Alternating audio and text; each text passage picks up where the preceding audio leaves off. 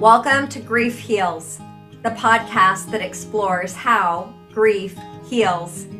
Join us as we consider how grief invites love within ourselves, our communities, our world, our histories, and how it is that grief heals. I'm Lisa Michelle Zega here with Eric Simpson.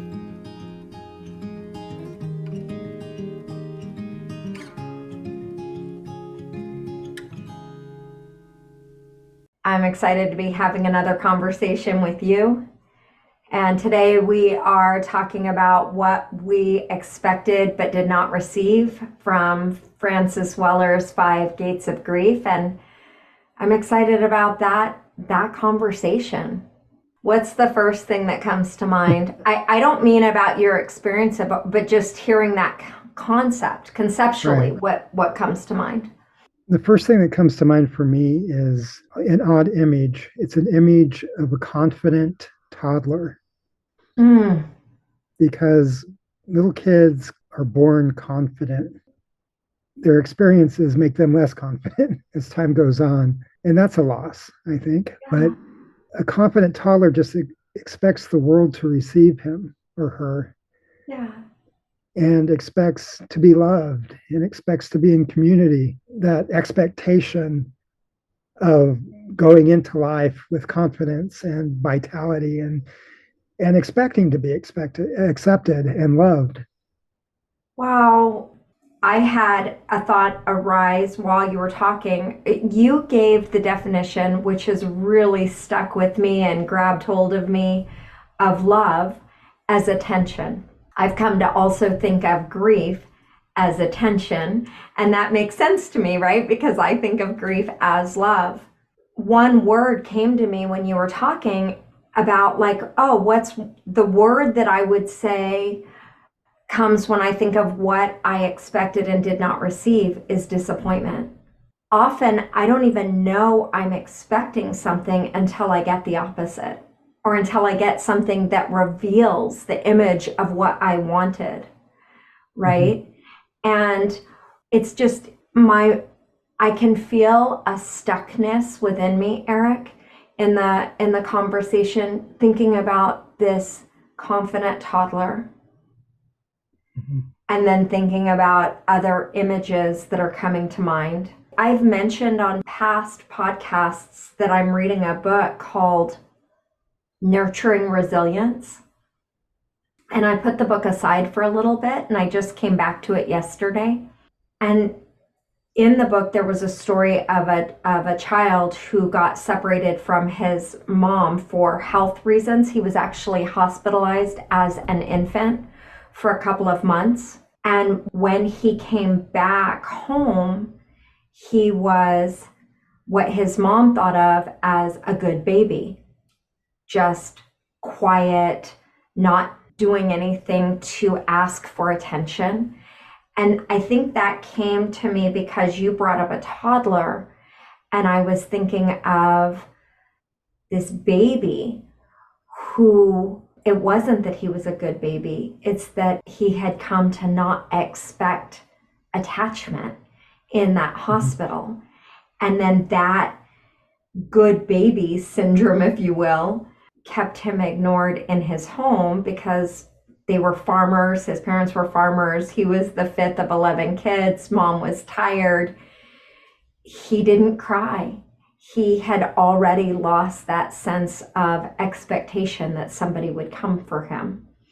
And at 56 years old, the book picks up and begins telling more of what happened to him. But I guess I'm saying all this, recognizing that we don't always know what we expected and didn't get. And then maybe something happens in life that opens that awareness to us. I never met my biological father, and he was gone from my life before, like, I have no memory of being with him. Anything that I've been told, I think he held me once. I may have gone to his house once as a toddler. I did not know that I expected to be received, that I expected a family to not just love me, but that we would love one another, that we would have, and I didn't know how it informed the rest of my life. So those are sort of unconscious expectations. Well, and I think most of our expectations are well, to qualify that, I don't think that's fair. And what I've come to understand is all of us have mental models, meaning we have unconscious pictures of how the world is supposed to work, or what we're supposed to have for our lives. And we don't often know our mental model until something rubs against it and reveals it. So, okay, it might be like that may sound vague. I did not know I had a mental model of what my Thanksgiving holiday would look like until it was different than what I imagined. And then I was able to, I thought we would talk more. I thought we would play games. I thought we would, whatever it was. And it was my disappointment of what I got versus this unconscious idea of what it was, quote unquote, supposed to be. So I guess to say that our expectations may be conscious and they may not. I think they're both conscious and unconscious because, I mean, we have some expectations that even as children or adults that, and sometimes they might not be rational expectations, or they might not be, just depending on who we are, we might expect to be made happy through some circumstance, for instance. And well, that doesn't happen. You can be happy for a while, but to have your whole life fulfilled and the kind of happiness that is fulfilling doesn't happen by reaching some sort of perfect situation in your life. Like if I could just have that chocolate chip cookie, then I'd be okay. Yeah. If your life's like mine, when we do find ourselves chasing the chocolate chip cookie, it's like the goal line keeps moving, right? I get that. And then it's like, well, I can remember a time when, if I just, when I'm married, marriage was like this. And then it lost its luster. Okay, when I'm a mom. Okay, when I'm, and just moving and moving and moving. The other thing that I thought of was recognizing when I feel the sense of disappointment the most is when I've worked really hard for something and I might not even know that I had an expectation of how that would play out. When it goes opposite, when my efforts don't feel appreciated or valued or whatever, the sense of internal loss is really vast, right? I have this time when I was around, I don't know, Eric, 4 years old. I can remember I lived in Germany. There was a playground outside. We were on an army base, and there was a playground right out back of our apartments, and we were allowed to go out there by ourselves. There weren't parents with us.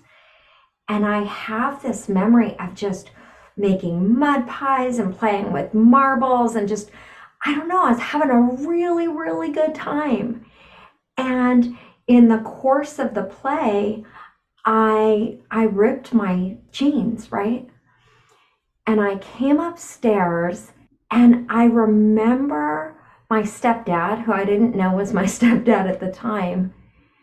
And he looked at my jeans like I just picture myself like bursting in the door, all exuberant. And he says, "Wait till your mother gets home." And that memory, I think the expectation, somehow I'm expecting something that mirrors the joy of me on the playground. And then I was in trouble. And that has lived in my physiology. I'm not just saying that one event, but this idea of always looking for when I'm going to be in trouble. And often having the knee-jerk reaction that I'm in trouble when something happens. And for me, my understanding of grief is the idea of that little girl gets to be loved. I get to be loved in the gap. I think that grief is coming between the expectation and what actually happened. There's a gap. Mm-hmm. And love wants to get into those gaps. That's the image that I have. Not just that I have like in my mind, that's the image when I open to it. It's like experiencing water coming into all the cracks and crevices between what I wanted and what I got. Yeah, I think there are natural expectations. I know that for a long time, I had a negative attitude towards having expectations and just sort of live life, and whatever happens, I'm going to accept that. And I think there is some legitimacy to that. But I think there are also just natural expectations where we expect other people to be civil to us. I was reading Francis Weller on these stages, and he brings up an example that's similar to yours, where he talks about when his little son, he was busy doing something. I think his son came into the kitchen and saying, "Hey, Dad, Dad, Dad, hey, Dad, Dad." He said, "Just get away, be quiet," and sort of brushed him off. And his kid looked struck, just turned around and walked off into his bedroom. And he thought, I should go check on him. See, I didn't mean to be so harsh with him. And he went in, and the little kid told him, "I just thought you didn't want to be my daddy anymore." Oh. And, so he apologized. He said, "We're good." But then he thought, what if I hadn't gone in there? What would have stirred in the psyche of his son? What might have started out as a small seed and become something grotesque in 30 years, so. What awakened in me when you were talking is the importance of repair. Mm-hmm. So it's not, I've talked about in the past, it's not as much about what happened to us as how it lives in us.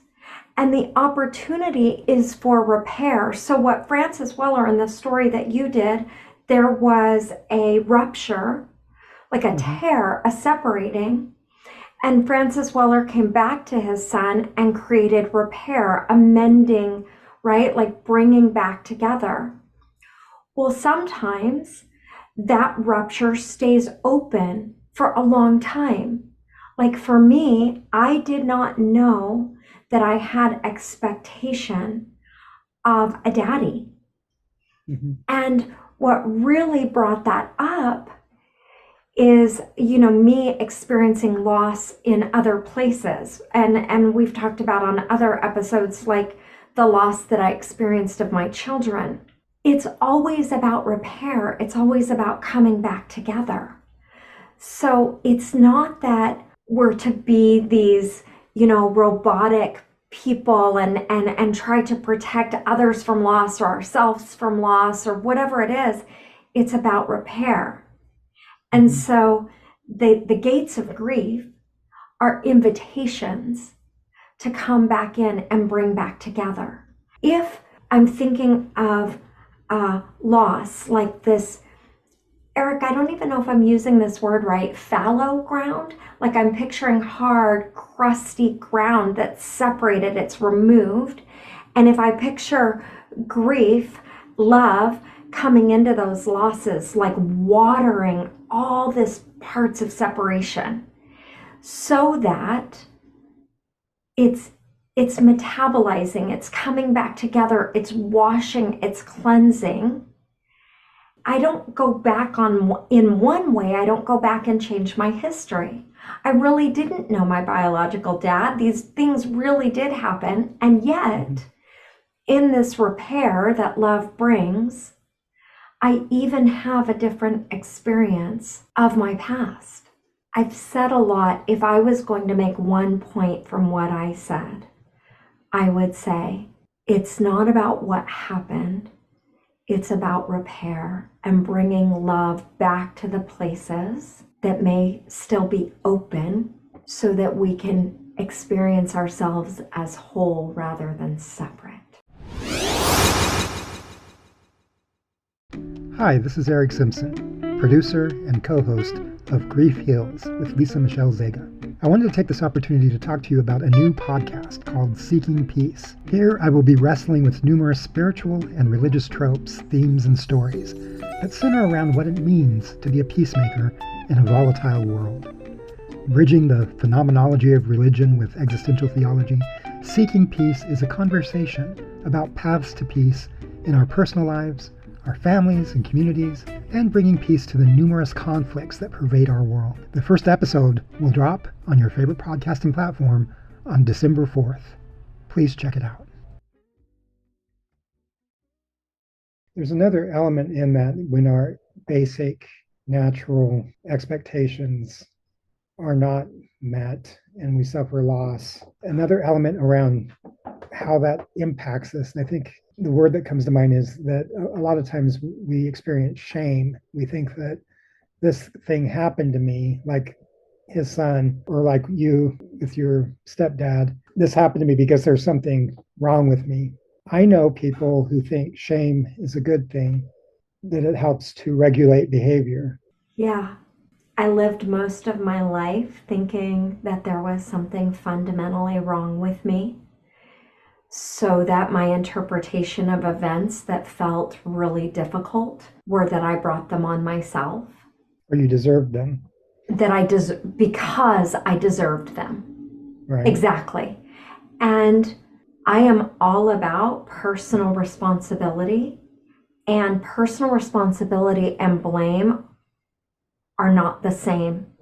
When I blamed myself because that's what I deserved, because fundamentally I'm a bad girl, that did not help me to take personal responsibility. It Right. actually helped me to project blame on other people. Mm-hmm. And it's this weird, convoluted kind of idea. And I'm with you, like, you know, I heard Jordan Peterson say, and I frankly like Jordan Peterson, and I know that you and I have different views on him, but I just listened to this clip, and he was criticizing this idea of people saying, well, you're perfect just how you are, and and there was another phrase he was using, and he was making the argument, well, what about the person that you would become? And this is the first time that I've adamantly disagreed with him. Mm-hmm. Because, well, one, I think of perfection as being complete. Mm-hmm. And holding out to other people what they are not, and pointing out the lack, in my opinion and in my experience, does not help people to become. Highlighting what we are, who we are. I already know what I'm not. Like, I have a felt sense. But the idea of telling me or telling you, you could be more than this, in my experience, puts highlight on the lack and grows the lack. It gives the energy to what's not rather than what is. It's saying, this is how I see you, this is what you are. And it's the person who's lacking. Right. Exactly. And that ends up being the focal point. So, and it's not like a perfectly rigid idea. And I'm probably not perfectly disagreeing with him either. And by perfectly, I mean, like, I don't disagree with everything, but it really troubled me.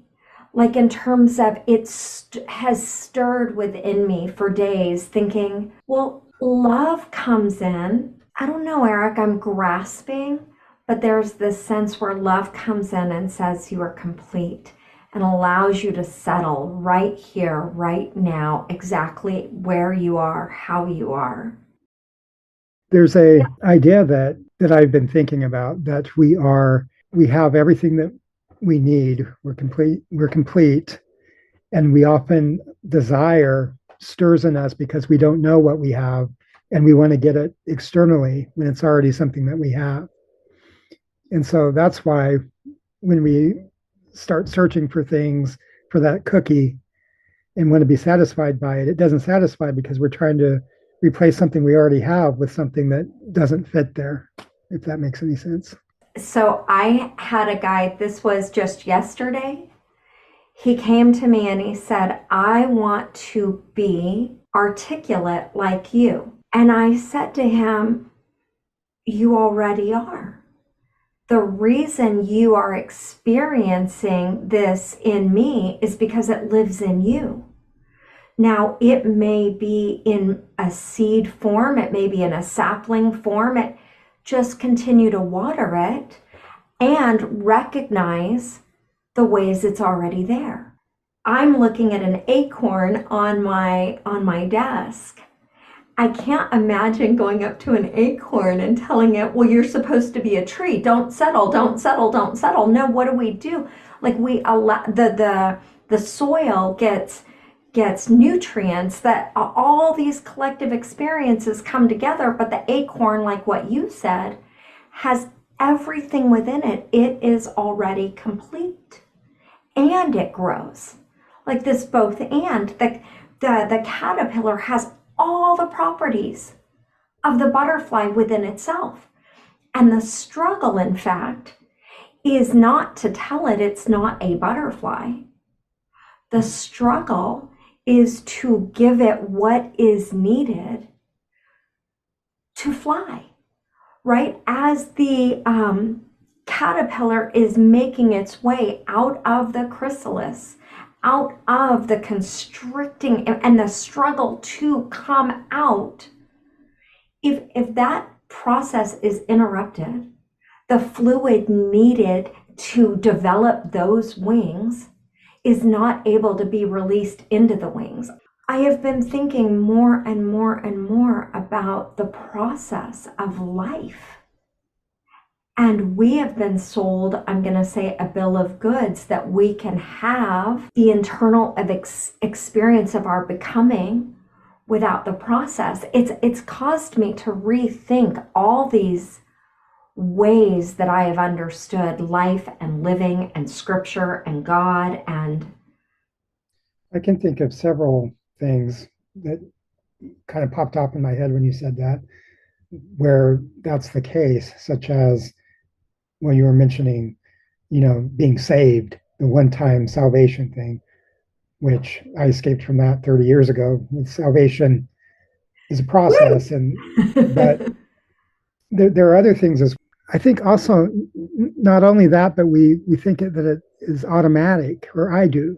I've often thought, oh, this will just happen automatically without any effort. And I thought that when I got married the first time, oh, this marriage will just work out, it'll just happen automatically. And that is not the case. That doesn't work.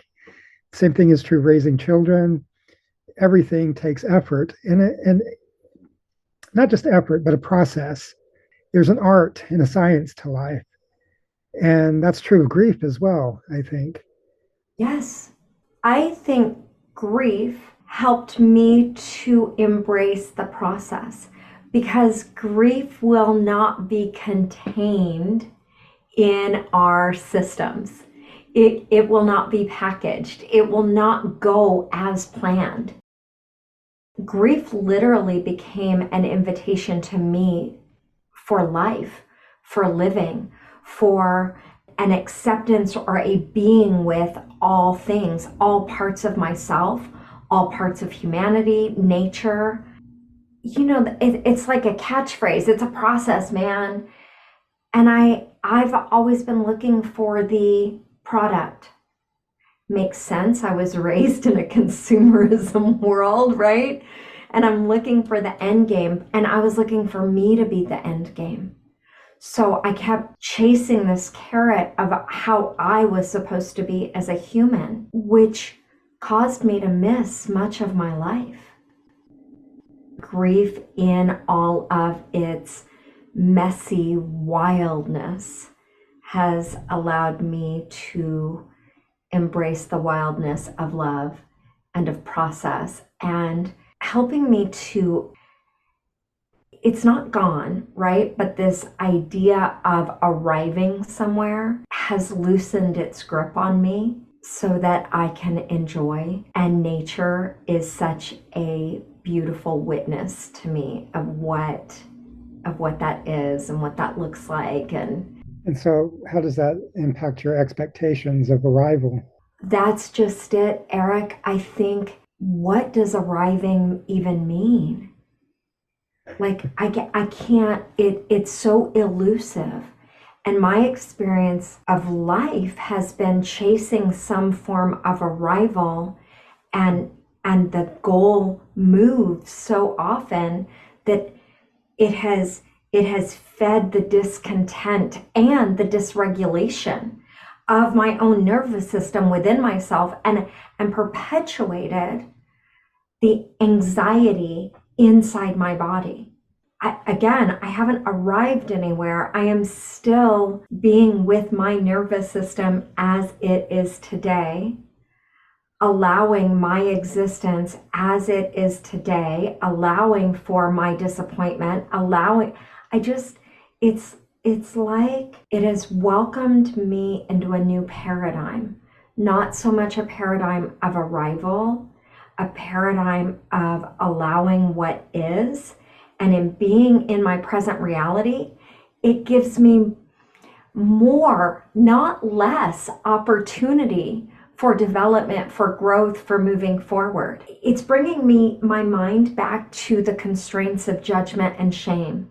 I feel like I've been a master toward myself at those things, and that has not given me more freedom, creativity, joy, possibility, opportunity. Mm-hmm. Shame and judgment give one lane. Like judgment, once I know, then I know nothing else. There is one way, one pronouncement. This is wrong. Well, what about this is right? What about this is not that?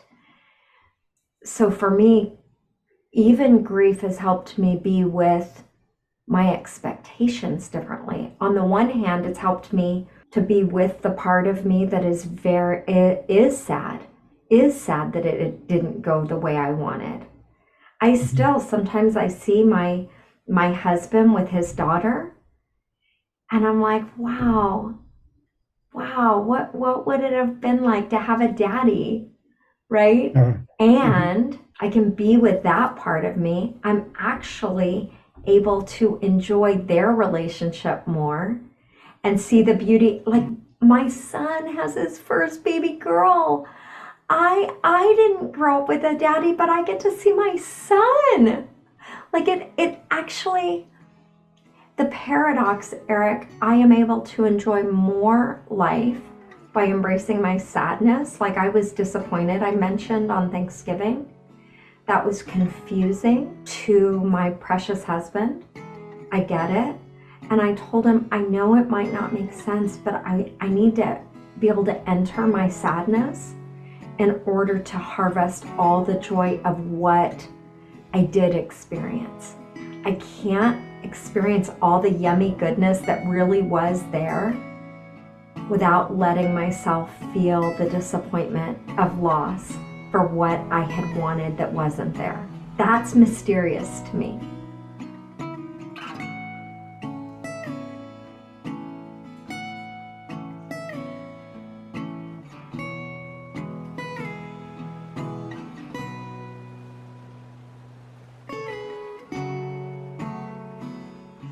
You've been listening to Grief Heals with Lisa Michelle Zega. The podcast is produced by me, Eric Simpson, in association with Jump Up and Down Productions. Music by Ken Delian, Drunken Nights to Sunday Mornings, and Stefan Carlin, A Calming Ocean, A Common Notion. If you would like more information about the work Lisa does, point your browsers to legityou.com. That's LEGITYOU. Lisa can also be reached at lisamichelle@legityou.com.